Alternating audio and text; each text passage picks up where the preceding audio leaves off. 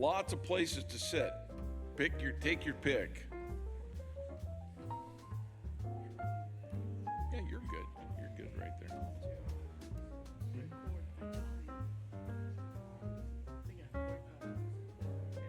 Oh, nice. Good. Perfecto.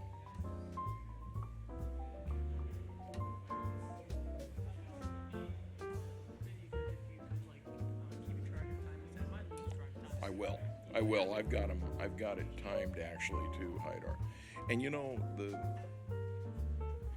so I've actually got each of the screens timed, but I'll definitely be able to do that.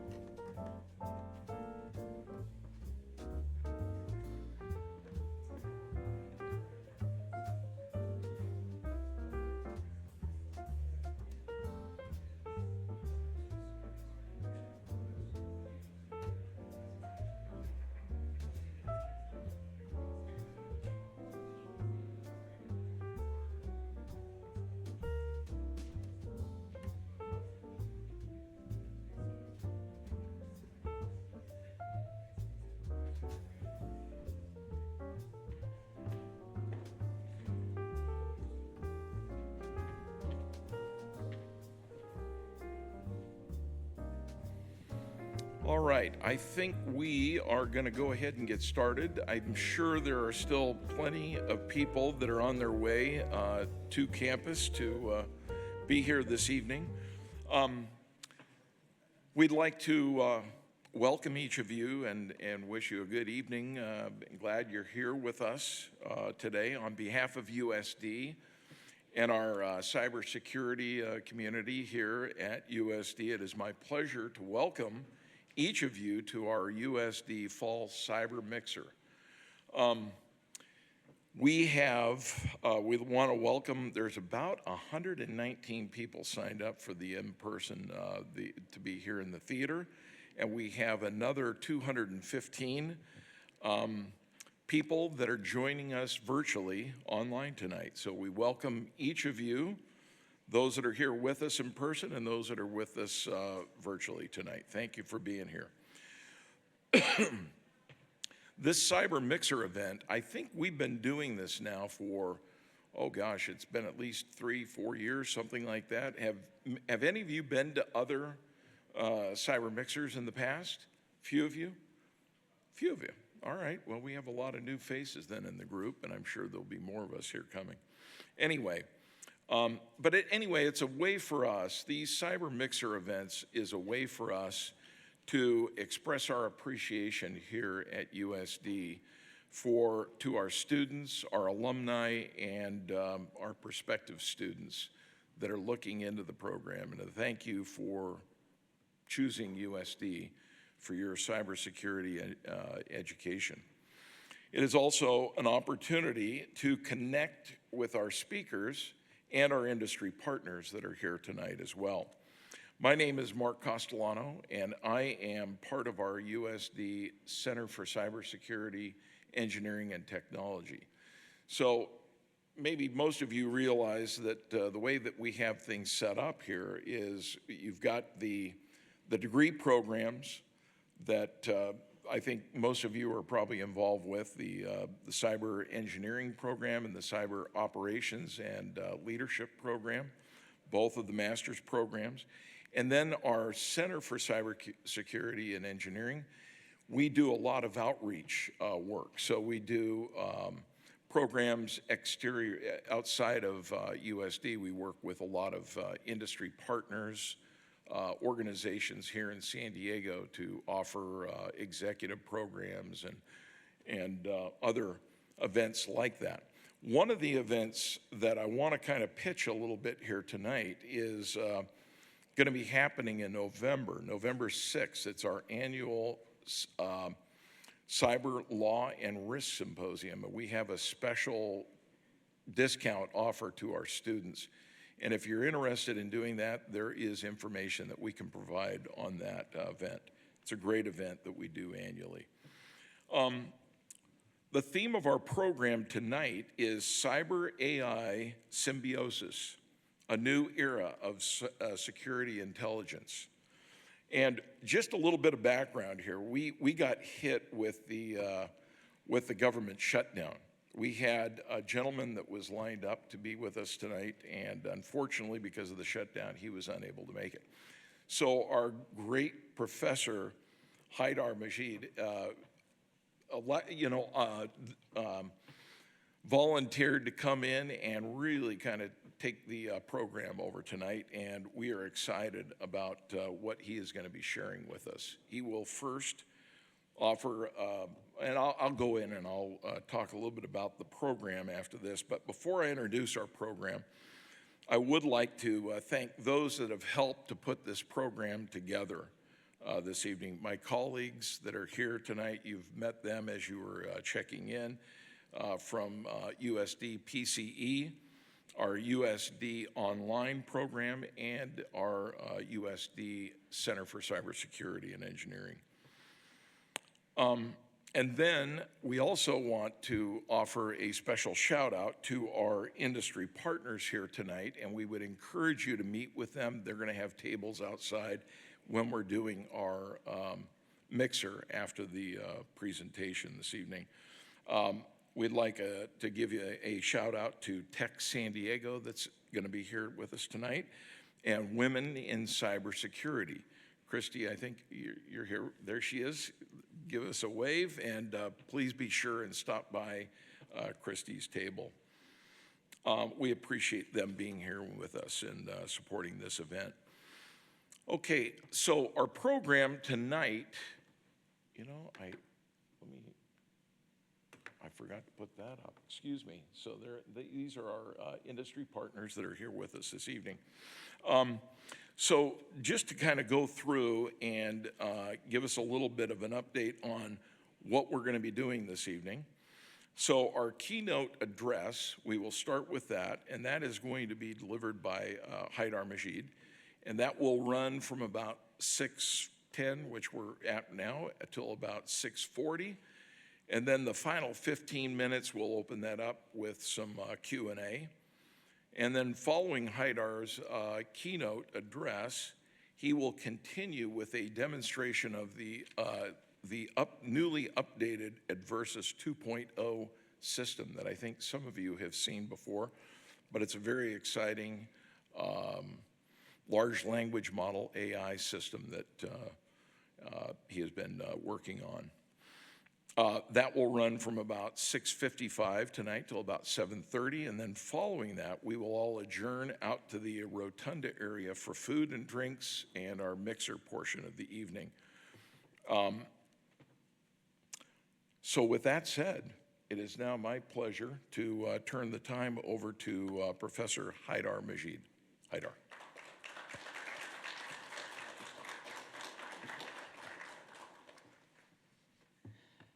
I think we just need to switch to my computer.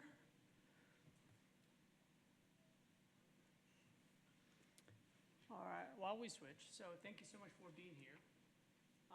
Just like Mark said, actually for the online, I forgot I have to use the mic, right? Can you hear me? Yes, okay. So yeah, thank you for being here. So I'm filling in for Joe Organ. He couldn't show up because of the government shutdown. But the idea that we had, he will be speaking about the same things I'm going to talk about here. Essentially, the way to use AI for defensive and offensive security. And then I'll come after and show you the demo of that. But now I get to do both. So after I finished this program, I started this program just like you guys. I was students, the first cohort in this program. I wanted to do my master's, and after that, I was planning to do my PhD. So I finished my master's, immediately started my PhD in AI, and I thought I'm going to go into like super technical machine learning and stuff, but I started connecting with experts and mentors, and they start telling me, look, we think, back in 2019, we think in like 4 years, we're gonna have massive breakthrough in AI, so I wouldn't recommend focusing on the math and the calculus and so on, and the machine learning, instead focus on what we call the EQ, the emotional intelligence. And I was like, no, I wanna go hack things, I wanna count Linux and all of that. So essentially, luckily I listened and I focused on that. So the question I want to answer in my PhD is that, I know, so PhD is like, you do it for 5 years, you work on something really, really tiny. So if someone like myself or someone who's an offensive security professional were to actually have all the AI they have access to launch an attack against a government or a company, not how they do it, because now how they do it, I'm going to show you, AI is going to do all of it, is how to think about how to do it. Like, what is the economics of it, right? Like, how much does it cost? That's really important. So that's why I looked up. That's actually what was really important at the moment, because essentially to go to Palo Alto and say, hey, I get attacked left or right with bots and all of that, I need you to put some sort of AI protection through the firewall. It will cost you thousands of dollars to do that. But guess what? The person like myself who's launching these attacks is using free large language model running on a little computer, costs them nothing, and causing all these headaches to these people, right? Whereas the company going to Palo Alto paying, $150K a year license for just one thing. So you see, the cost is really important. So that's why I wanted to answer. And eventually what I found out, essentially for someone who's a professional hacker, now get handed amazing AI technology, it will cost 0.002 cents to launch super sophisticated AI-led attack. Scary. And it could do that with essentially using tools that mostly open source. So everything I'm going to show you here, including these slides, actually built by AI. In fact, if my platform just crashes and then something happened, I'm just going to show you how I'm building it. So you see behind the scene, I'm using this cursor. See my program right now, I'm going to show you with all of the AI is actually running live, right? And is right here. So we'll get to the demo after. But you see, it's like literally just I'm using AI to build AI. And then when I'm inside, which is I'll show you in a bit, I'll be using the same AI that helped me build the AI, which is the OpenAI API, to use it to attack it, to test it for vulnerabilities. So I'm doing all of this essentially is through just one API. But when I need to do some other things, I just switch the model and have it do something else. I use like offline cheap models. But we'll get to that. So the point I want to set the stage here to say, the things that we're going to essentially learn here and go over, we'll see hopefully in real life, in demo. So we'll be talking about penetration testing. These are some of the areas that like AI currently doing amazing job at revolutionizing. Penetration testing, agent hardening, threat modeling, essential AI agents creation and testing. But before we jump into anything AI, well, what is the difference between a regular application that do not have an AI in it and an application that with AI? So this is your traditional Web 2 application where there's a user essentially is going to access this application. This could be a bank, you're just going to log into your bank or just any application. You're the user going through essentially the over the internet, over HTTPS. Eventually, your request is going to hit a firewall, and maybe they have IDS, IPS. I don't have to explain that because I know you guys know that. And eventually, your request goes to the application layer, and from the application layer, you get transferred to the database. Let's just say if you enter your username and password for the bank, it will run through these, and eventually, once the computation is done, through an API, will go check your username and password with the database and return if you have account to let you in and so on. So this is just traditional application. We understand it. This is a little more kind meet on it using a more traditional application, like using AWS. Exact same thing, right? So a user will log in, and the request will go through what we call like a WAF, AWS WAF, like that's web application firewall, an application level firewall. And eventually, exact same thing, right? You go through authentication. If there's any UI component will be pulled up as well for you to interact with. And eventually, exact same thing. You go through a server and then go through a database for authentication. Every single web app and even mobile app out there is built using the exact same kind of methodologies. Now, with AI-powered application, things are a little bit different. I know this might be a little small, so I apologize, but I'll try to explain it. So, kind of same setup, right? So you go to an application and you log in, and same thing, there's some sort of authentication. But essentially, a lot of the things that we've seen on a back end that is done with just scripts and code and connections and middleware now are being done with AI stack. So essentially, we have AI agents that is able to take these requests and execute these requests. And we'll talk about what agents are.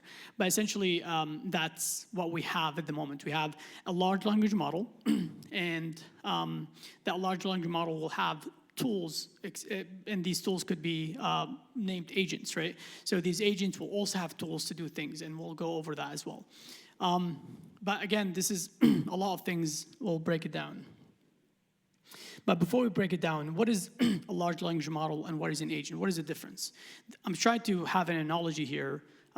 Think about it like the large language model is the brain, and the agents are your body parts, your hands, your feet. You use them for different functions, right? So, but essentially, the mastermind is your brain. That's what you think, and when you think you want to grab something, and that's what an agent is, right? An agent, you get a command by the large language model, the LLM, and it will go do that command. And then you'll see there's one agent, two, and so on, right? But essentially, that's what an agent is. I hope the analogy makes sense. But on kind of smaller level, there's also architecture for each agent. There's a single agent, two agents, and there's multi-agents. They call them swarm, where you can have a bunch of agents doing a bunch of things. But essentially, on micro level, you have a user using an agent to do something. So the agent typically have always memory and a tool. A memory to remember what you've told it to do. So it'll loop back and do it again, or ask you, hey, whatever you asked me didn't work, so have like some sort of memory, and it always got a tool. Example, I could use the agent to say, hey, use the Nmap, being the tool, and do an Nmap lookup for a website. Now the agent will go use the tool, which is the Nmap, and it will do the function. And it will store the output in some sort of memory to remember it, to present it back to me and say, here's what I found out, right? So this is a small, quick example. But then you can have a little more sophisticated architecture where you can have more things, like more tools. Imagine if you want to give the agent multiple tools to do multiple things, like a calendar, a calculator, and so on, right? So you can have it do multiple different things, but you need to provide it multiple different tools. So when you have the LLM and you have an agent, right? So you send the command to the LLM, and the agent itself will take care of that, if that basically execute that, and we'll use it as tool, like again, calendar and calculator to do that. And you can also have what we call multi-agent architecture. And there's a way to do things. Whenever new technologies show up, we always have something like Google, Microsoft, and AWS. They have each of these companies, they have their own model. For example, Microsoft, they bought 49% of OpenAI. So they own 49% of OpenAI, right? So when you use everything with Azure and Microsoft, you're really using OpenAI. And what AWS did, so they don't miss out, they went ahead and they bought some percentage in Claude, Anthropic. If you're using Claude, essentially they're all now owned by AWS. And then Google did Gemini, right? So exact same thing. So there's similar, just like for the LLM, for the agents too. So there's an architecture, and there's a diagrams, and there's a framework for each of these companies producing. They're all open source. But essentially, you can have one agent that can delegate other tasks for other agents, because maybe I want to have something really complicated, right? So I'll need more than one agent to do this. Because especially in something like cyber, we can run like thousands of tools at the same time if you want to. But essentially I hope that kind of set the stage to understand like how these essentially new architecture that invading our applications. Now every single application out there does have a chatbots that is like using some sort of API in the back, like Gemini or OpenAI. But like I said, AI has been used by both defenders and attackers. And some of the things that I've been using it a lot for, and I've seen it in the industry revolutionizing, is penetration testing. Because think about this, Kali Linux got about 600 free open source tools, right? And if you look up Black Arch, is the older brother of Kali Linux, is another operating system. It doesn't even have a UI, just have a command line. It has 2,800 free open source tools. So when I was doing my research, I took all these tools, 2,800 plus the 600, I put them together and did the math, and I was like, hey, I can run all of them. They're all open source, not gonna cost any money, just gonna cost commutations, right? And eventually that's how I did the math, and eventually there's other operating systems that have free tools. And so again, Black Arch and Kali Linux by themselves, each tool got about minimum 30, 40 commands. You need to remember, just Nmap itself has about like maybe 30, 40 commands. So every time you want to say, look, I want to look up a website and find out what services they use, I have to remember the exact same commands. And you guys have seen the commands, they're ugly. They're really hard to remember, right? So, but who can remember this? And who could love to do this? AI, right? So essentially, AI could actually run all these tools, using agents to run these tools, remember? And then it does have memory, so it can remember all these commands, and it can execute them and bring in outputs. So penetration testing. How is AI revolutionizing that? Let me take a step back. Has anyone here done penetration testing or like led penetration, or maybe a penetration tester come to their company and do penetration testing and maybe they were involved in it? Possible? Okay, good. So I used to do that. I used to go to companies when I was actually students here, and I established my first company. I would go to companies and say, hey, whatever you're paying for penetration, I'll do it for half. And I'll give you a free report. No, I just need an authorization from you saying you're authorized to go attack my system, or like, don't attack it, but test it. And eventually I got a bunch of clients and ended up selling the company. But going back to the penetration testing, typically you have something that is internal. So let's just say a manager, I have 3 engineers, they will do that. And they'll do that periodically, like once a month, maybe once to 3 months, depending on the regulations. If you're healthcare, you'll do it. You'll do a lot more periodically. Sometimes even like 3 times a week. I'll give you an example. But if you're just a regular company, they don't really have any like patient data or payment data, maybe you'll do it like once a month internally. But externally, you have to bring a third-party, unbiased person to go do this for you. And that person, they have to be paid. You do it once, let's say once a year, sometimes twice a year, right? So you go hire a company, they come in. The engagement is about minimum 15,000 maybe to 30,000, depending on the scope, how big the company is. And these guys will come in, bring Kali Linux, a Black Arch, like I told you, open source tool, and they will test all of the defenses. And when they're done, they produce 2 reports, internal and external. Internal for the company and the engineers has all of the commands and all the details, and there's a clean customer-facing one, right? Because let's just say Mark has a company and I want to license Mark as a product. Before I touch it, I have a regulation saying, hey, before you touch it, make sure Mark has done pen testing for their product. So I go say, Mark, show me the report. And Mark will say, look, we have it. He can't show me the internal with all the details and confidentiality, right? He will show me an external one. So that's exactly how pen testing works, right? The cost, let's recap, costs about minimum 15K to 30K has to be done internally by a third party, and so on and so forth. Now, before I jump to something else, remember I told you there's companies that will literally have to do it like once a week, sometimes once. So I advise proudly that company is called Dexcom. They do the glucose monitoring. I am their cyber advisor. And every time they produce anything for their product, they have to send it to the FDA. The FDA has to prove it. So tomorrow, if they want to add like little AI chatbots, they cannot just make it, go develop it. No, they have to send it to the FDA, and it will take 6 months for them to approve it. And that's when so think about this, every single time they want to push something new to their product, they have to run a pen test, threat modeling, and so on, right? So they don't do pen tests just once a month, once a year. They literally do it like once a week, and they have 3-4 pen tests because they have several products, and you have to do this for every single product. So yeah, this is penetration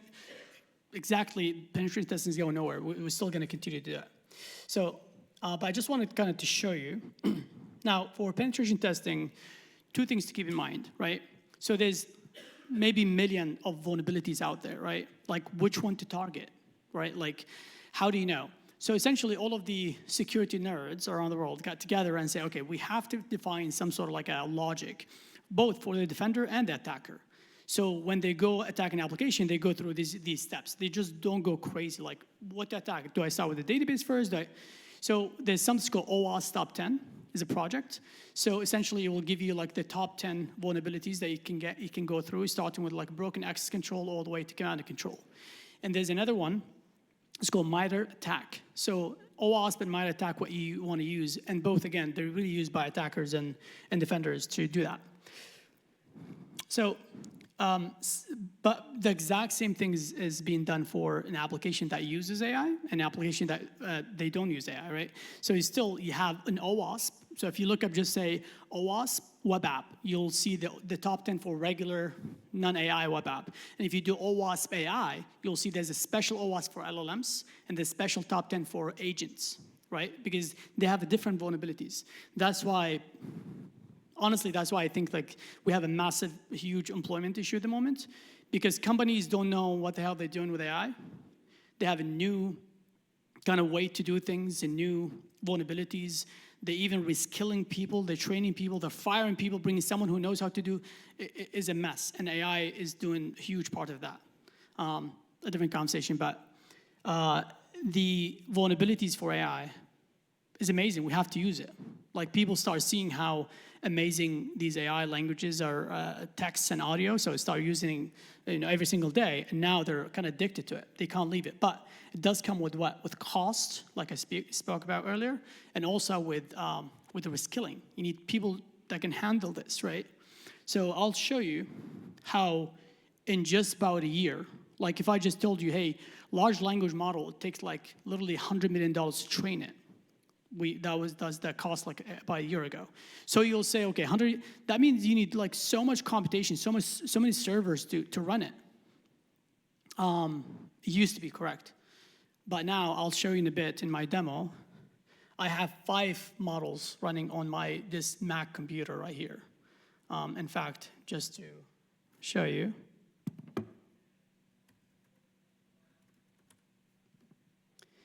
Okay, maybe I like, so there's 1, 2, 3, 4, 5 here. Okay, 5. So one is 1.1 gigabyte. That is the first one. We have a Quinn 2.5 and GPT OSS 13 gigabyte, and there's one 3.8 and there's one 1.8.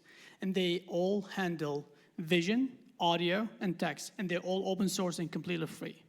So if I want to tomorrow run, and I'll be using them for the demo I'm going to show.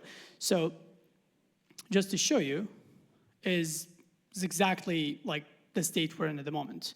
It used to be, it costs hundreds of thousands of dollars to train these models. That's not the case anymore. So companies are using them, and they need people that know how to test them, how to run them, and so on and so forth, right? So that's why, again, it's almost like an insider information, right? Like I see this people like firing, like some of the companies I advise, they let go of like project managers, and 3 weeks later they post something else, and it just had the word AI in it. It's the exact same job. I was like, why are we doing this? They said, well, it took us, like we can't, the person we have didn't know AI. We need someone. I was like, yeah, but it would have taken a lot better to train him on AI than hire someone else. Again, I believe AI doing a lot with the current market. Anyway, so exact same methodologies in AI. We have red teams, AI tools, and I'll show you some of the tools we're going to talk about. But also we'll talk about some of the risks that with AI agents and models, and I'll also demo it. So essentially, there's a couple of things when it comes to large language models, right? So the first is what we call like essentially pre-training and post-training, right? So when you train the model, essentially when you train on foundation knowledge, essentially you show it an apple and have it guess. Hey, this is an apple I'm talking about. Am I talking about the fruit or the Apple phone? So you give it this little knowledge, like very basic universal knowledge, and once it got all of that, and you could do the same thing with physics and the entire internet, right? And once it knew all of this, then you start essentially moving to the kind of graduation, post-graduation. It was like, okay, now it knows all of the kind of common knowledge. Now we can fine-tune it. That's what the kind of difference between training and fine-tuning. Now it knows it can speak to anything in chemistry, physics, and so on. But now we can actually fine-tune where it can give it personality. It can make it angry, or you can make it happy. You can give it, maybe you can give it specialty, like as a healthcare agent and so on. So that's what you do. That's what fine-tuning means, right? So essentially these models, once they're fine-tuned, they're trained by people like us. They're trained by data sets that is healthcare data sets, real estate data sets. So essentially it could be fooled by people like us. Like you can actually fool a model.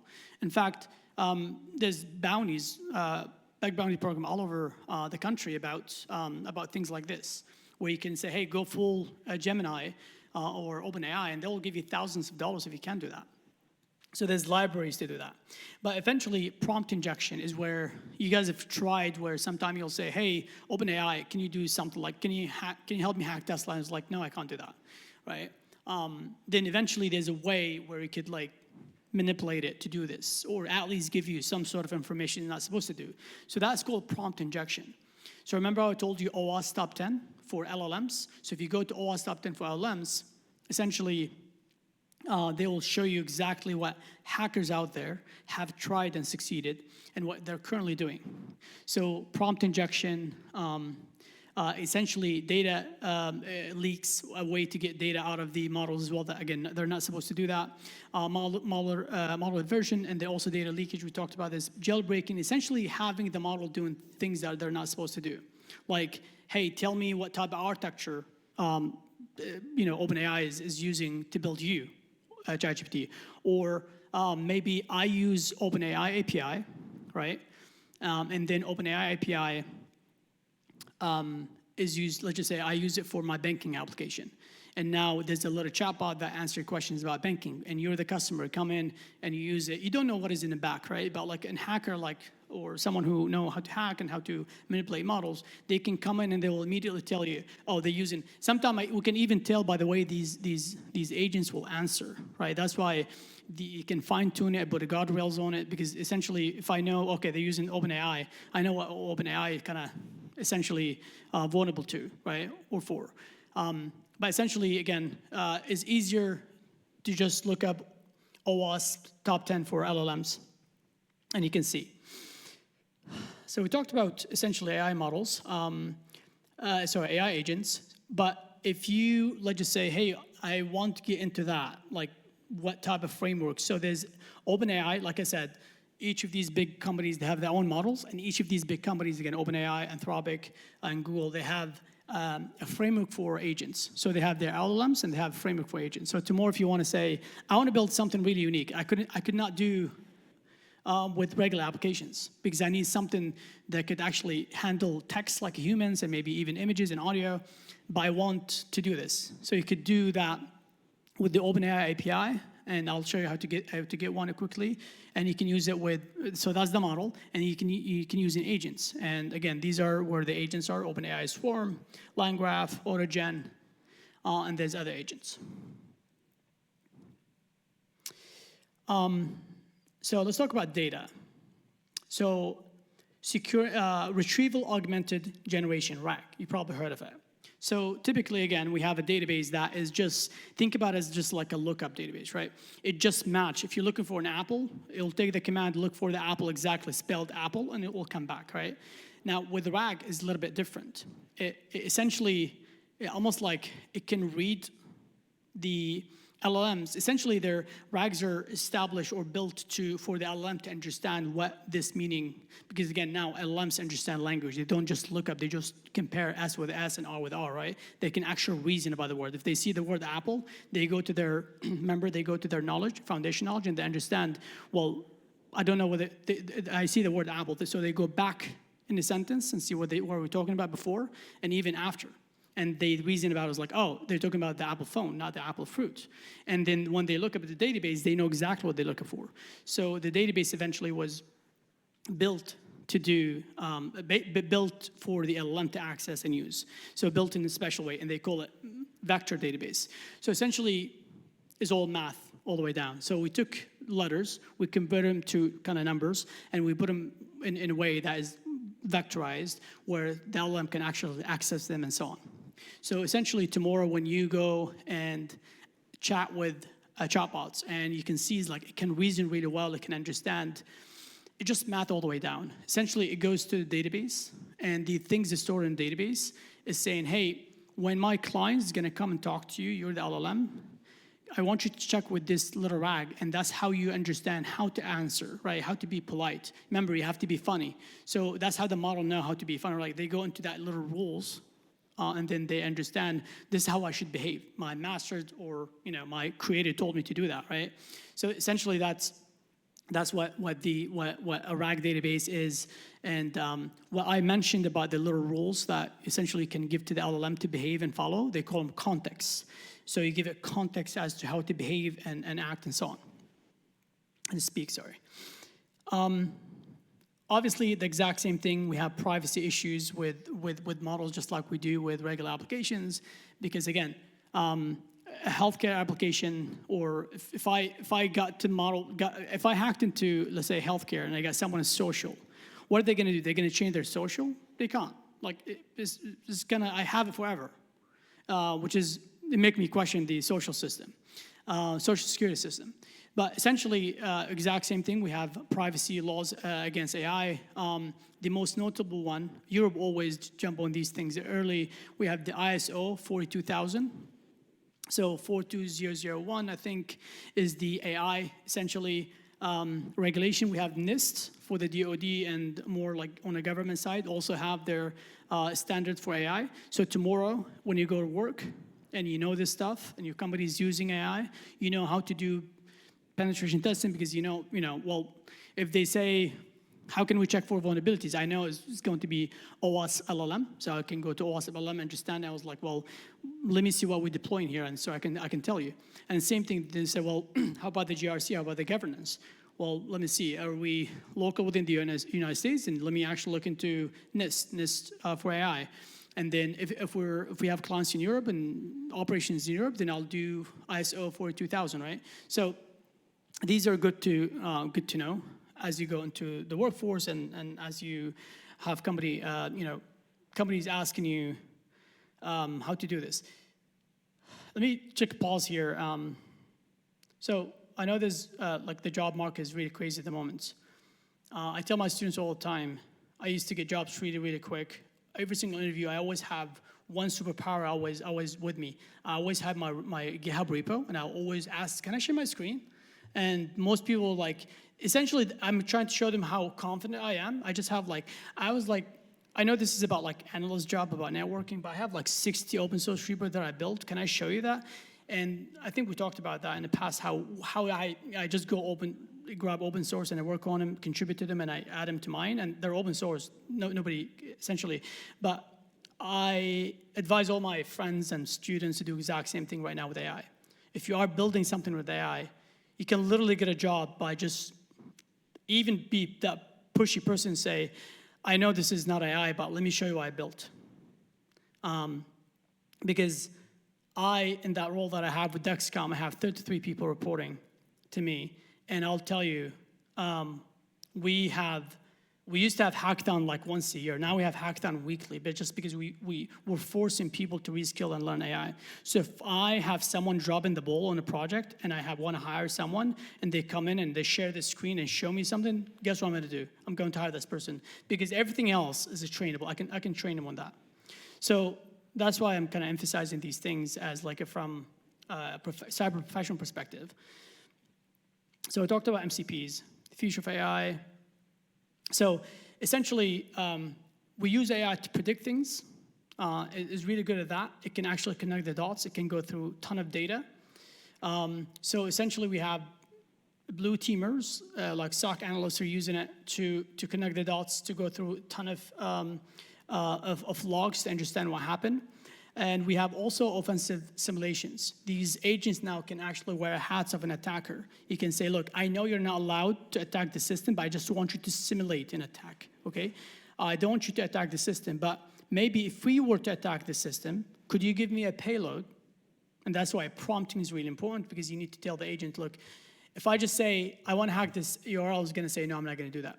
But if you know how to speak to it, because remember, there's a bunch of people like us who build these transformer models, and they literally use plain English to train these models. So eventually, if you use your prompting very well, you can get to results. If you can say, I would like to create a payload, a malicious payload, to test a URL that I have without providing the URL. So now they don't know what the URL, what this is for. Their job and they're good at creating code. So you create a code first, and then you step by step, you go back, say, hey, by the way, if I have a regular, .py file, how would I run it? And so on and so forth, and you get to that. You reverse engineer the questions till you get to the answer. Eventually, they're giving you all of the pieces for the puzzle to eventually do it. And there's libraries now that could do that. They would, remember open source libraries actually, they will ask the agents certain questions, certain style, and they phrase it, and they do the whole thing. Essentially, someone like myself is like, oh, I can trick a model if I ask it like this. And they went ahead and they did this programmatically, and then eventually now they have a .py library that could actually launch thousands of commands against the LLM models in that style. And they end up getting all kind of information from the LLM. Because again, language is ambiguous, right? That's why we always use math underneath. We don't use language. Math is formalized. 1 + 1 is always 2. In the afternoon, at night. But if I say apple, and I could mean anything, right? I can call my dog an apple. And I was like, well, I was referring to my dog. And so language is ambiguous. And guess what? There's only 600,000 words in English. Look it up, like give and take. My first job, that's why I become like certified nerd in security. I worked in Afghanistan and Iraq, and I was doing Arabic and Farsi. Again, there's 600,000 words in English. There's nearly 13 million words in Arabic, right?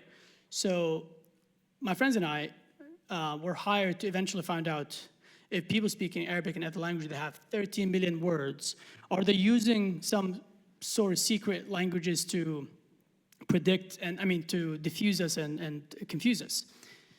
And long story short, 4 years and a half, 50-something patents with my friends and my team. We found out, yes, they do. And we couldn't have a math formula to track it. It's easy, it's 13 million. Like we could, a little math equation or a little algorithm can run it through it, and we found out what they're talking about. But we didn't know, because we thought, why would they have 13 million words, right? So now these models can speak Arabic and Farsi and Chinese and so on and so forth, right? So I believe there's more things going to show up very, very, very soon. I just met with someone who started a company, and they got like $45 million to give agent identities. So it's like an agent that would be like almost like a permanent identity, right? And they can sell it and patent it and so on and so forth. But yeah, so I know we're kind of running out of time. What I want to do, Mark, I know we want to probably stop a Q&A, and then if we end up not having a lot of Q&As, then we could have like a little break and before we jump into the demo. But are we ready for Q&A? Sounds good. Do we have a few questions that anyone has for Professor Majeed? Anyone that? To my students, I promise if you ask a tough question, I'm not going to like go to your grades and be that person. Actually, I was just pointing that there was someone raising his hand behind you, but yeah, I don't have a question. Oh. That's all right. Just letting everyone know. Very good. Got a couple over here.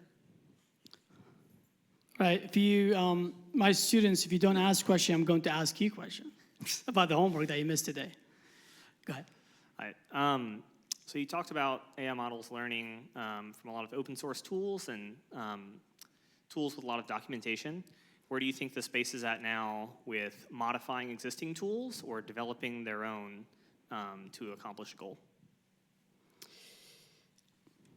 Yeah, so I love open source, and I think, like, if I want to give back to the community, that's how I do it as a technical person. I just go like build something cool and push it and say, hey, this is free. I build it because I know how to build it. It's kind of giving back. So let me just show you kind of example how powerful open source, is, right? Earlier, I think I showed you these models that they're local. I mean, one of them is the OpenAI. Again, if you look up OSS, just do OpenAI OSS. They just released one of their best models, and it's completely open source. So if I didn't have something I'm working on right now, that's exactly what I'll do. I'll take OSS, and I'll literally just go fine-tune it. And so here's GPT OSS. This is 20 billion. So they spent probably like over, I'd say, $20-something million training this model, and now it's completely free. So we can take these models, and we can actually give it personality, and we can use it for offenses and defenses, or we can use it for good or bad, right? It's out there. And there's a ton of different tools. So yes, there's really no way around it. It's a race. Now, the good news for us in cyber, there's amazing innovation in AI. Again, you used to take front-end, back-end, database, designer, and PM to create an application. Now, the demo I'm going to show you has like a bunch of different things I created just by myself and the AI editor. That's it, right? So what that means is that we're moving really fast with creating these applications, and we're going to have a ton of issues in security. So we have amazing job security, and I'm happy to tell you, in every company I work for and hired for, whenever I go talk to HR about hiring someone, they say, oh, cyber is a premium job. What do you mean?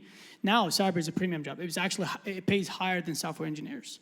So they think twice before hiring that person because we have to pay them well. So you're in a great field, really, that got a ton of problems, and that's why I always say, if you run something and it breaks, just try it again. It's a good thing, trust me. I used to hate it, but now it's not good. Now we've got AI to tell you how to do it. But I hope that kind of answered that question maybe, but essentially like having open source tools are good or bad, and you can use them for good and bad. Try to use them for good, try to build something innovative with them too, and hopefully you can share during your interview and impress someone. One more question over here. Sure. Hi, I was wondering about when we're talking about, LLMs or whatever we decided to call AI these days, is we've seen some attempts like Hemlock to go out and actually go at the source of AI and exploit the fact that they're crawling over the web, just absorbing everything in sight to kind of mess up the LLM itself. Have we seen any advances in the realm of that being a front for cybersecurity, or can you speak to that at all? Like essentially leveraging AI to do bad things in cyber?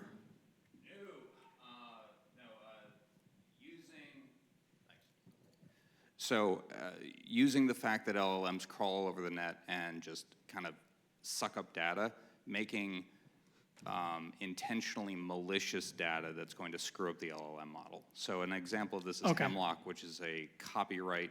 It's designed as a copyright protection software to mess up if you go over artwork that the artist doesn't want, taken, or a novel that they might not want released.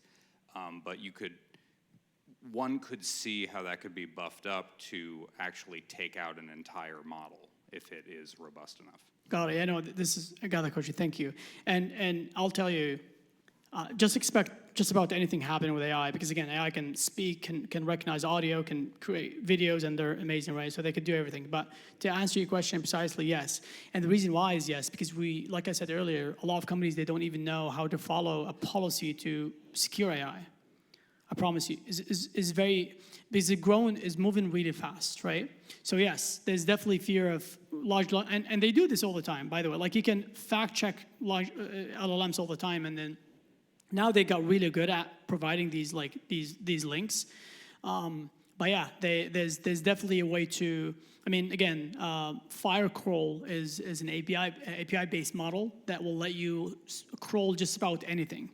And there's literally 200 free open source APIs like this one, where you can just say, hey, Apple doesn't know this. Here's Apple. Go get everything you find out about Apple and store it in this JSON, and maybe see how much it costs you to do that 24 hours, right? You can continue to do it. And so, yeah, there's done, but these technologies are moving so fast, we don't even have like the controls in place to secure or to prevent things like this. Like, how can you prevent something really smart, right? Like, because it used to be, if I wanted to do this before AI, I have to know Python and some other things and have to create a craft script to do this. Now, AI could do this, and I could do it at a scale.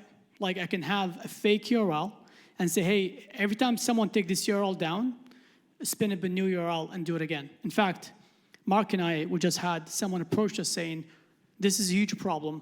I'm a massive casino, and I have people doing this for my clients.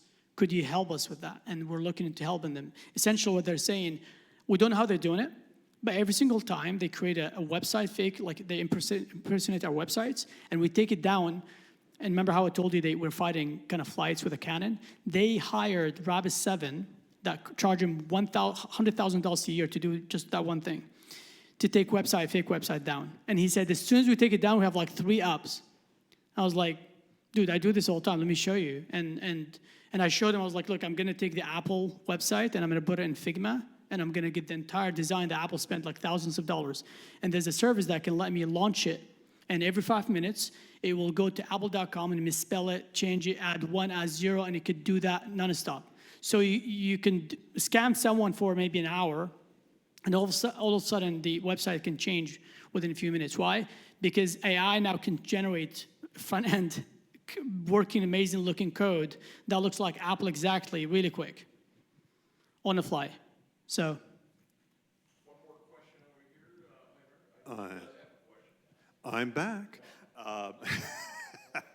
So with the direction of moving from your classic applications into really AI-driven applications, what is one of the big problems we find with classic applications? You have buffer overflows. You have confusion between what is data and what is code. Now, with LLMs, the problem we're talking about scanning the internet and getting poisoned by content on the internet is the confusion between what is data and what is instructions. So as you're building these AI applications, how are you considering the guardrails around making sure that code or your instructions and your data is distinctly separate? Yeah, I mean, to be honest, I don't know the answer. And why I don't know the answer? Because most companies at the moment, they're doing what we call that third dimension thing, which is like, okay, I just want to make money with AI at the moment. I really want to go as fast as possible, and then we don't have these controls in place. Because these controls, typically for someone like me to put it into place, I have to actually test it. I have to do a POC, test it, launch it, give it a real data, right? And people just, at the moment, they don't even have time to do this. Like when you go reason with someone and say, you really need to test this before, we can't be using, I know about, AI is gonna make us so much money just this year. And what we do, if we get hacked or if our data get poisoned, we just transfer the risk to who? To insurance. So I just, again, not the company I just mentioned, Dexcom, but another company I advise, they exactly just said that.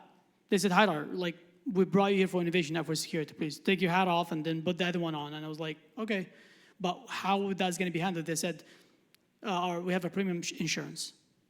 So for the next 5 years, we're going to have innovation. And this is, by the way, this happened with the cloud, with many other technologies. We move really fast because if you do the math, I can make so much money. I can take, my risk appetite is going to be so big, I can take the risk. I can get hacked, I can get sued, who cares? Because I'm making billions of dollars, right? Moving really fast. I hope that kind of give you, but the short answer, we don't really have a valid, again, if you look up the OWASP top 10 for LLMs, it came literally 7 months ago. And this is one of the world-class organizations telling us people like how to secure AI models and so, because they launched it a few times and we have a draft. I contributed to it too. And then they changed the entire, architecture. And then we have something like MCP showed up, which is replacing APIs, right? And we're like, how to secure these? So. And the point is that we need to be agile and know that these changes are coming up. Just within the past year, they've finally identified a way to classify what an instruction versus data is. But yeah, it's constantly changing. Yes, yes, indeed. And again, we don't know what we're doing yet, but this is also amazing things. Again, like if I'm back graduate again, this program, yes, I'll try to get a job to pay my bills, right? But like the first thing I'm going to do is I'm going to create a business online, like right now with AI. Because guys, again, like AI can speak, AI can act. I was doing these videos, marketing videos for USD. And a friend of mine saw my video, was like, oh, it looks really good, but hey, look what I did for you. He took my video and he gave it to, look up this app, it's called Caption. It took, not even video, it gave Caption a screenshot of my face, and because I have my video, it cloned me exactly. And it sounds way better than I am. Like exactly like me. It looks, because you can have it realistic. Just look up Caption. So like I can take this tomorrow and I can literally create like virtual classes. Like just as you look at these technology, have two things in mind. Have how can I get education and learn and maybe get a job, but how can I create something? Remember, we call it the third dimension. Like as we impressed with these technologies, there's someone's building something we're gonna need in 3 years from now. And when they do, they're gonna raise money and they're gonna be billionaires. So I hope you think about that too. And if you do think about this, my most recent company was sold here in San Diego. I established it with 2 people. We just had like a good idea, and then we went and found the right people. The San Diego startup here in San Diego, every single founder in San Diego, they live in this Slack channel. It's called San Diego Startups. So if you go to it and you can see all of the founders and stuff. And so if you're building something, talk to me, let me know. I could definitely connect you and I can advise you. But think about building something. Mark, how are you doing on time? Well, we're doing pretty good, Haydar. There's one more question, and then maybe we can go into the demo. Yes. So really quick, Professor, earlier you talked about the ISO 4200 series. And Yes. I'm curious, do you foresee that there will be some kind of framework industry-wide when it comes to AI? So like similar to PCI, DSS, and those sort of frameworks? Yeah, so I mean, at the moment, so just to clarify, like in which way? From a business standpoint, from regulation standpoint? Correct. From the business standpoint, if a company were to utilize AI, do you think that the industry would benefit by having like a set of standards and a framework that they should follow? Yeah, no, 100%. I mean, again, whenever I advise these companies at the moment on like building AI innovation, and then I come in and say, here's something innovative we need to look into to make it efficient.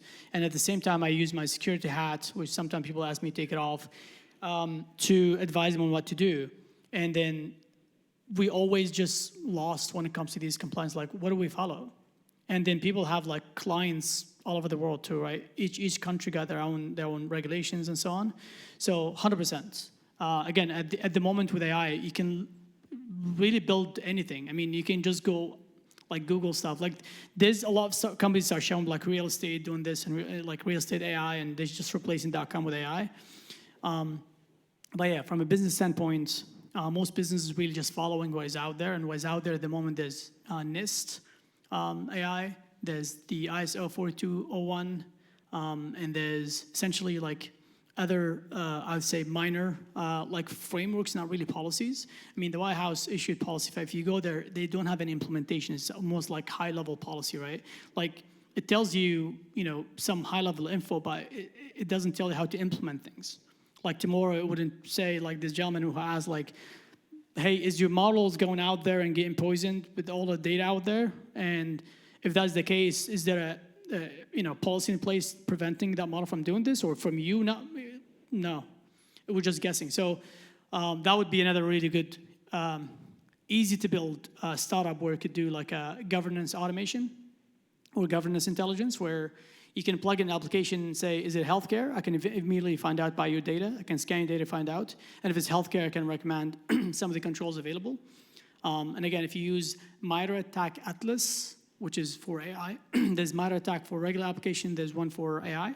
And if you use OWASP, which is same thing for AI, well, you can just plug that in as a framework into the application, and you can go from there.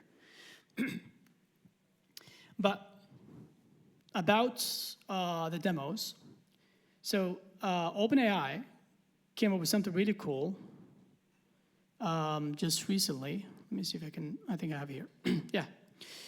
So again, these things are moving really, really fast. 2 years ago, I was getting paid left to right to build these little agents to do things because people want to get advantage quickly. Like, hey, I'll give you 30K to build these agents and these frameworks. And but now, like, you can drag and drop with OpenAI. So if you just Google, and this came out like literally 2 days ago, and now you can drag and drop and build agents, right? But just to show you like a regular agent, and so essentially I just drag, and I can recreate this quickly. I drag this start, and I drag this agent here. I asked it, I'll show you how it was created.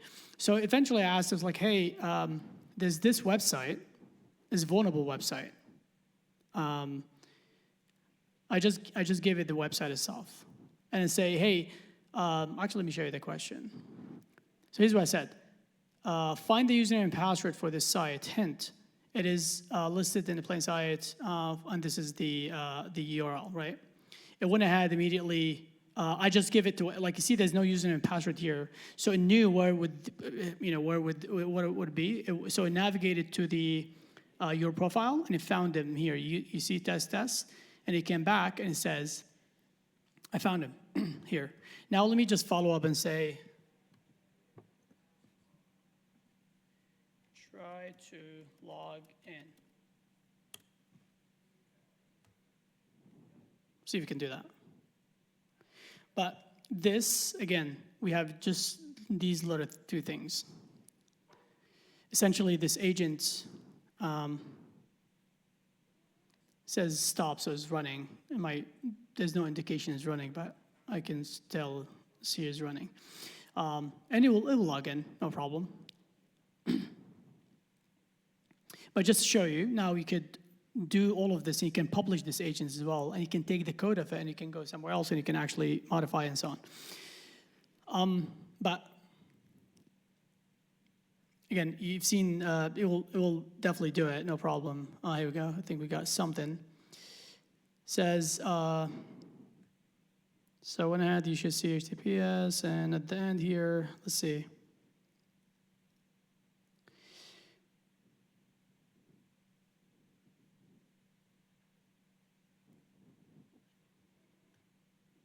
Yeah, so essentially just, again, it's pretty simple, really. It does have access to the website, just gonna use the username and password. You can actually log in with this.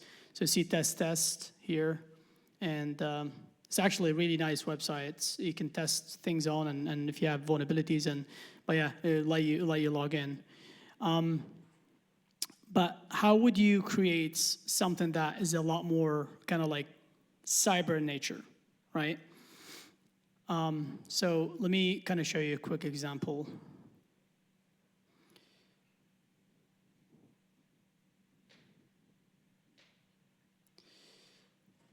So agents, I'm going to create a new one. Remember, this is Microsoft. Microsoft, they bought 49% of OpenAI, so everything they do is like literally what OpenAI does. This is the exact same thing. So I'm gonna give the model a name. So, sorry, I'm going to be a little slow typing with one hand. So, actually, yeah, this works. Perfect. Okay, so I'm going to, let's call it Red Teamer. Oops. And then for what model do I want it to use? Have access to all these models. Let's just say I want it to use Gemini Flash 2.5. And now the instructions for the agent saying you are SME in offensive security, right? And that's it. Now, remember how I said earlier, the brain and the tool, and the body. So essentially, the brain is here. I picked the model. And the model now is going to use tools. Number one is this agent. And the agent itself is going to use tools. So the agents I can give the agent access to tools. So let's see what tools we have. If I go here, we have all these tools available. Essentially, the agents, we can access all these tools. We have GitHub, a browser, Hugging Face, DeepWiki, Microsoft Docs, Figma, and you name it. In my case, I just wanted to have access to a browser. So I'm going to click Tools and then MCP, and I'm going to select Playwright, which is the open source browser available, so I don't even have to use Google or anything. And that's it. So the model got access to the tool. I'm ready to test. I'm going to say, hi, can you help me? Or what can you do? Oh.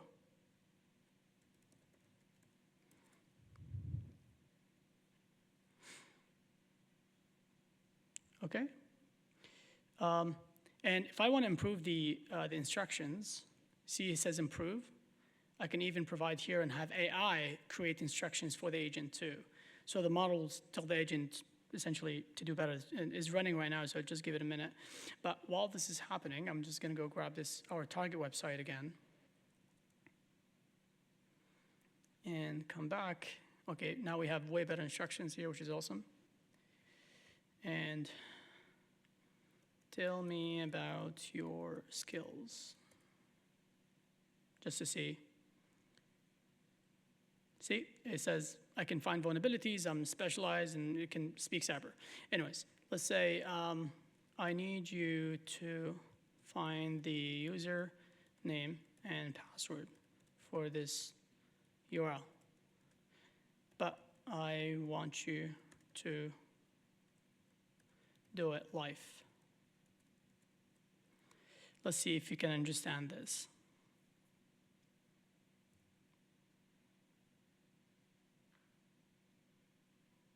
Okay, I'm just going to say proceed. Scroll in tool, see here? Let's see, the tool is the browser. So it's going to open the browser. And no hands is doing it. So let's go back here and see.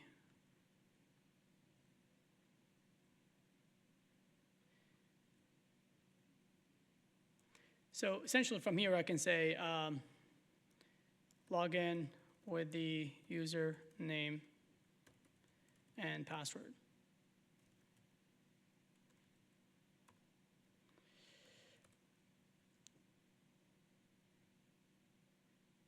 Unable to use it.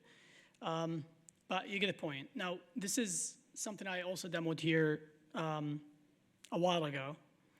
So this little thing, this is how the idea came about. Like me, so like, oh, they can do that. They can actually open, now went ahead and built full-fledged chat that can actually do that. So this chat right here on the left side, I know is pretty dark. Say hi.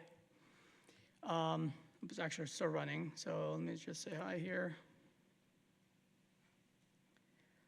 So immediately it's going to say, hi, how can I help you? And then if I go to here, you can see the models, local models here. So this thing now have access to all of these models. All I need is an API key. I'm sure you guys know how to get an OpenAI API key and run this, right? So essentially, and then you could build custom extensions to run things. For example, I have AI extension. Well, actually, so how you want me to dump the database, blah, blah. I was asking it to dump this database and give me all of the username and password earlier, and it was doing this with it.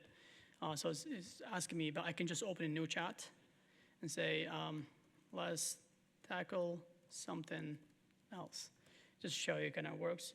But let's go into some of the penetration testing. So remember, now the agent, this little agent, is helping me build tools to test AI. So an example of that, let me just close these tabs and have it. So let's start with penetration testing dashboard. So you'll come here, you'll specify a target. In my case, this is the same target I'm testing. We just drop down and select the target. And I know it's kind of difficult to see. Let me make it a little bit larger. And essentially, I can run web app, MITRE attack. I can run reconnaissance. So for web app, if I click open module, you'll see the modules I can actually run. So example, remember the OWASP top 10? Right here. I essentially took all of these and I went into each one and said, okay, what is a broken access control? Essentially, they're testing for broken access control, right? So I essentially taught the model how to do that and provided it with an agent and tool, and now it could do that automatically. And even before it's doing this, just so the user know, like, essentially I want to test the model, see, does it even know what it's doing? So I say, ask AI. So I go ask AI, and eventually the model, this chat, controls this tool. And it knows the target already because I already specified the target there. So it immediately is going to tell me what this essentially test is going to do before I run it. It's going to say, oh, this test is going to test for broken access control.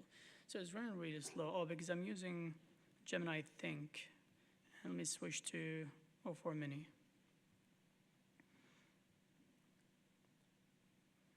Send it the question again, and immediately it's going to say, oh, this is what this test for. See, it's a lot faster because the other one I was enabling thinking, because if I want to just go to bed and have it like work on this all night, I can increase thinking.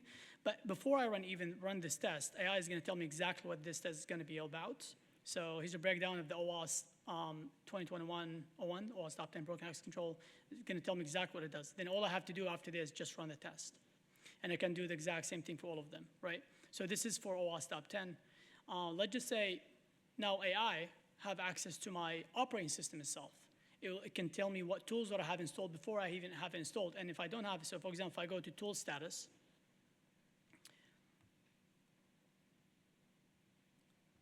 and has all these, essentially it can run all these tools, right?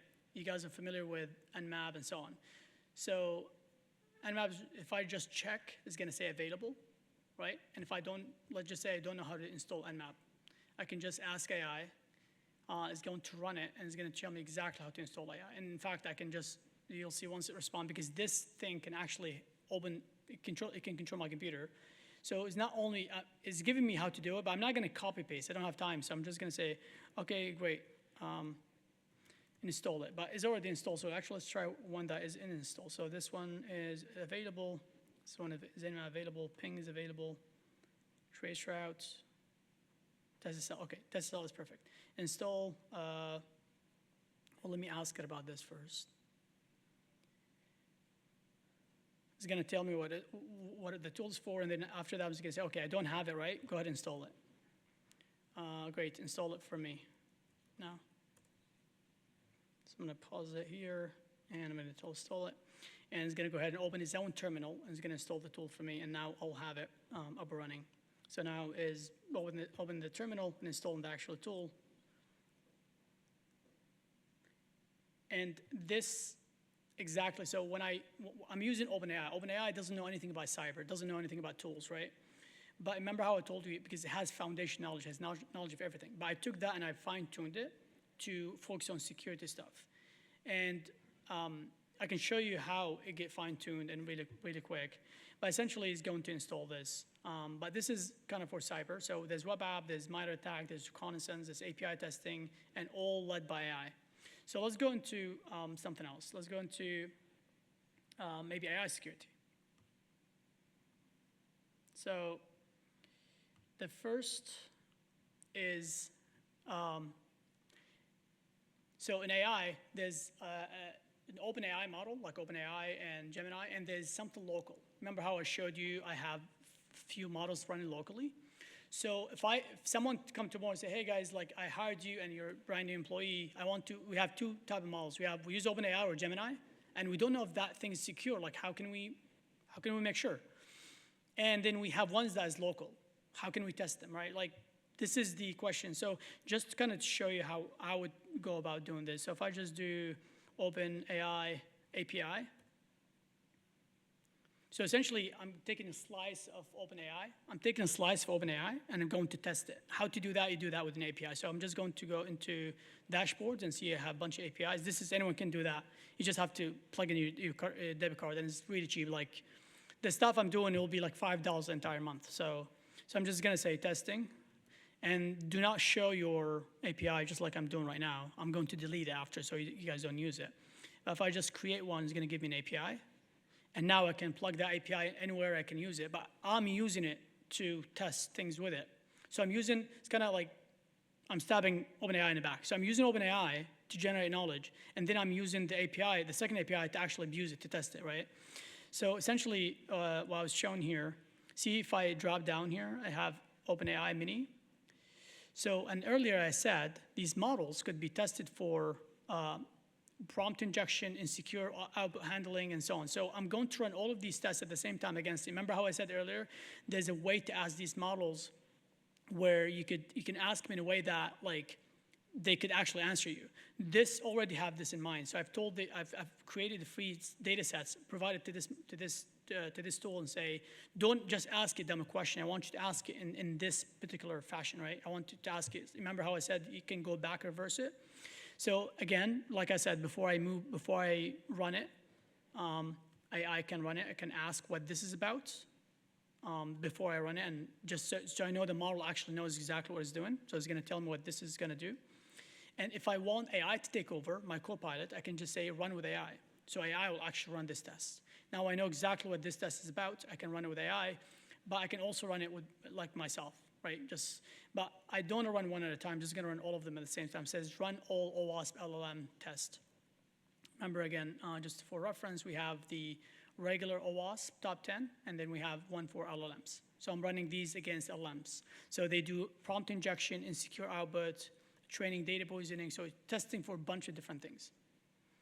So when I run it, it says running 10 of them, and essentially all of the outputs is going to be generated right here.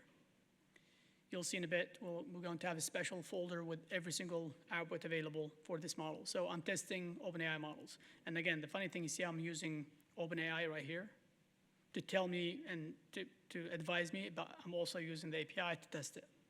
So that's how you test any API out there, any model out there, like Gemini, OpenAI, and so on, using this method, right? Going back, what if I want to test an actual model, like a local model? So the second extension that I have, so this is running still. See, it says running. It will take a while, eventually produce very detailed reports of like what I found, and it will actually assign risk score for each of them and so on. So I went ahead and done. So if I go to AI and agentic tests, so essentially it creates all these predictions and so on, right? The second one is testing a model itself. So if I go here, remember, so this tool eventually is going to go on my system and check how many local models that I have, and it's going to essentially bring them. So I'm going to launch launch the lab. And it's launching a bunch of applications. Look, I have a profile application, have a RAG, calendar, payment, checker, all of the applications that agents use. And then I'm going to load the profiles and load the agents. And here are the agents that I showed you earlier. I have these 4. And then plus I have the Anthropic and OpenAI. So essentially, let's just say I want to test DeepSeek, which I have right here. I can select it, and I can run it through. Again, there's also OWASP for agents. There's for LLMs, and there's OWASP for agents. So I'm using here OWASP for agents. So I'm going to run all of the OWASP top 10 for agents, exact same thing. I can ask AI to take over, I can run it. So if I run it, it's going to run all of these vulnerabilities, known vulnerabilities for agents against these agents that I have, these models that I have installed.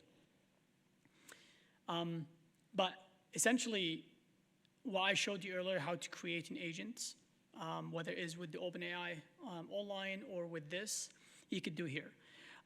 Lastly is the threat model. Again, threat modeling is, for those who don't know what threat modeling is, so essentially if you have, if I come to you and say, hey, I hired you, brand new employee, and here's our architecture. This is the application that we use and people use. This is the architecture of it. I want you to break this down and make sure you understand exactly how it works, and also what are some of the gaps and vulnerabilities. This used to be my job 7 years ago. I did work for Booz Allen and other companies. I did make me $250,000 doing exactly that. And now AI could do an amazing job, way better than I was doing. So, but that's what threat modeling. And again, for threat modeling, you use a bunch of frameworks. One is Stride and OWASP, and there's other frameworks, right? So essentially, for me, it's like, how do I test? Where do I start? So essentially, I can look at what OWASP is telling me and Stride and so on, and I can say, oh, let me follow here. It seems like they're asking me to start with here or maybe here and so on. So again, AI now can do that really, really good as well. So if I open the testing, so I'm going to just give this a name, just call it AWS. And again, what do I want to test it against? Stride or OWASP Stride. This is an application like web app, mobile app, desktop? I'm just gonna say it's mobile app. And then is public facing. Let's just say yes, it's public facing. And then also it uses, let's just say SSO. Hit continue. And now all I have to do is upload this architecture diagram that I showed you. And then now it says running diagram analysis. Essentially, it's going to run diagram analysis against this, and it's going to produce, essentially the AI is going to try to understand what these diagrams, like what I was trying to do earlier, and it's going to list the description here. And once it's done, then we're going to go into the next step. I'm going to ask it like, okay, now you understand it. Here's what I want you to create. And typically, okay, it listed all of the description of it, described the, so I'm going to say next. Now I say, okay, so based on the description you have, I want you to create attack tree, risk score, mitigation, and test cases. So look how fast it's going to go. It's already done. So essentially, it went ahead and created all of that. If I go here to threat model, see these green ones, it just went ahead and created. So there's an attack tree. There's executive summary, metadata, what is scanned, risk assessments, detailed risk assessment of this, and there's mitigation, how to secure everything, test cases,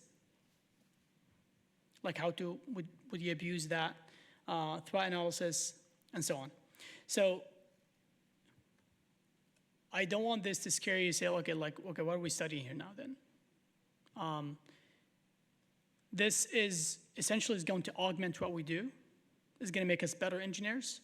And if the the quickest we know these stuff, the better we're going to be as engineers and better job opportunities we're going to have. So I definitely encourage you to, again, that's why I said earlier, I wasn't kind of like, I had a point when I say, try to establish a business or an application, because when you do, by the way, you get to learn a ton of stuff. I don't really care if you're going to make money or not.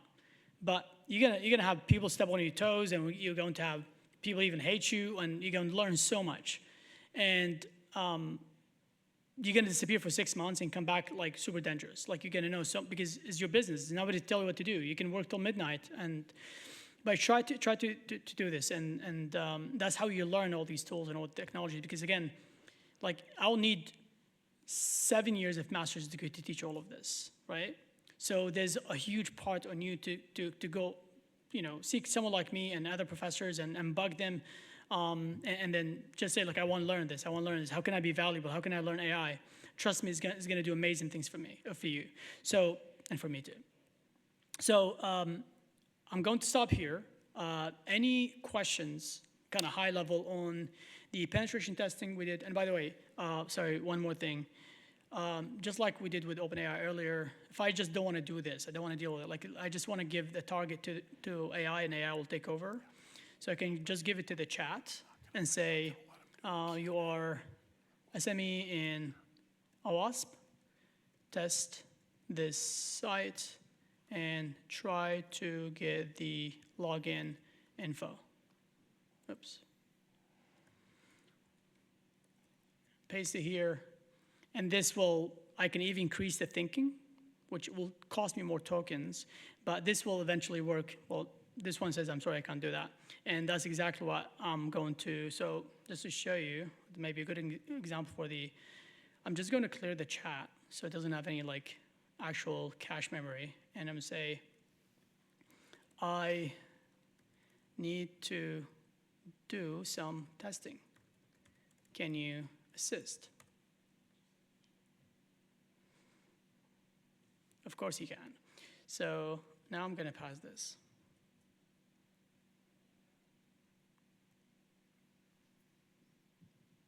Good boy, ChatGPT.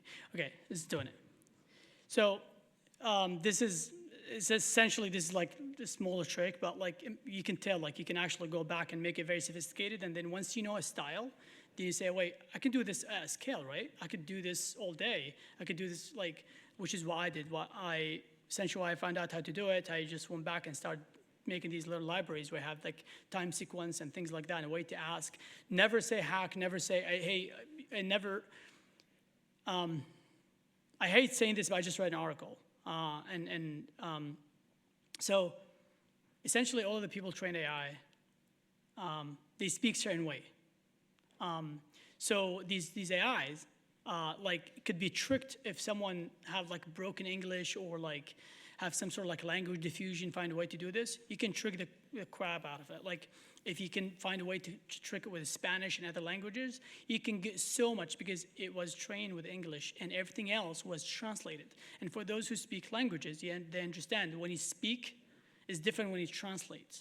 If you speak two languages, you can understand this, right? Like when I speak Arabic and Farsi and Turkish, I don't I consider English my native now, and I translate English to Arabic and English and Farsi and so on, right? And when I do backward, I do the same thing. I don't speak it. So these AI, they have synthetic knowledge, synthetic data.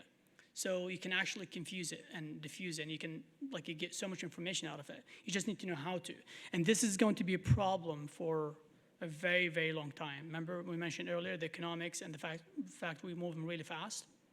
So, Mark, how are we doing on time? We're doing good, Haydar, although what I was going to suggest, in the interest of time, and we've got a lot of food out there and drinks that need to get taken care of, I'd like to maybe just ask if those of you who have questions, we can really carry it on out there in the Rotunda area. So as we adjourn, we would like to invite you to go out into the Rotunda area and enjoy the food that's out there, the drinks. We would also like to thank our colleagues on our planning committee, the USD PCE, USD Online, and USD Center for Cybersecurity, as well as our industry partners that are here tonight. And I would really encourage you to stop by their tables from Tech San Diego and Women in Cybersecurity and chat with them a little bit about their organizations and what they can do to help with jobs and all that good stuff. Anyway, thank you very much. Could everyone join with me in a big round of applause for Professor Majeed? Thank you. And thank you all for coming, and enjoy yourselves out in the Rotunda area. Thank you. Thank you, guys.